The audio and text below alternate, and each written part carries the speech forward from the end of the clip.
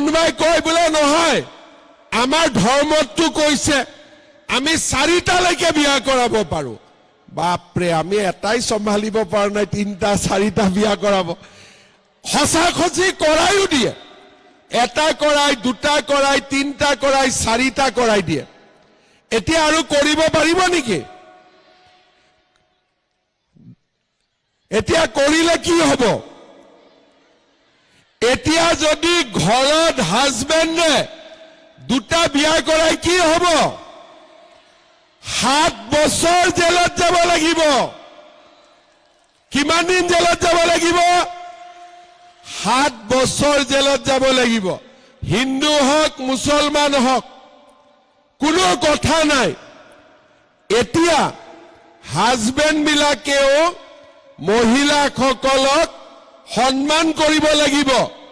আৰু ঘৰত 2টা বিয়া কৰাব নোৱাৰিব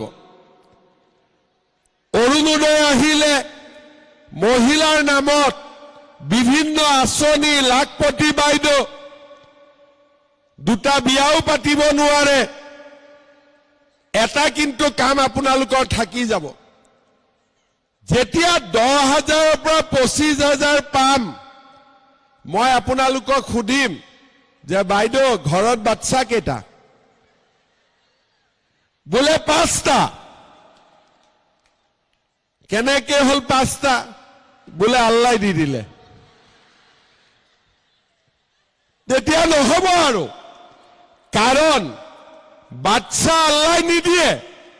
বাচ্চা জন্ম গিৰিয়েক ঘৈণীয়েকৰ সন্মতিৰে হ'ব পাৰে হয়নে নহয় সেই কাৰণে আমি এটাই কৈছো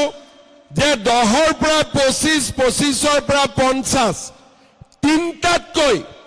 ঘৰত বাচ্চা বেছি নহব কাৰণ যদি বাচ্চা বেছি হয় লাখপতি বাইদেউ হ'ব নোৱাৰো হিহতৰ পঢ়া শুনাত সময় খৰচ কৰিব লাগিব সেই কাৰণে আজি ঘৰত গৈ হাজবেণ্ড সকলক ক'ব যে মামা আহিছিলে মামাই ক'লে 2টা বিয়া কৰালে জেলত যাবি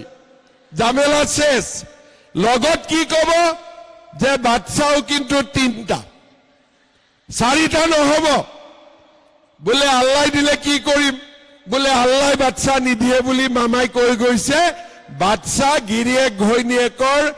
আলোচনাতহে হ'ব পাৰে আল্লাহ ওপৰৰ পৰা কাকো বাচ্চা নিদিয়ে ভগৱানে নিদিয়ে কিন্তু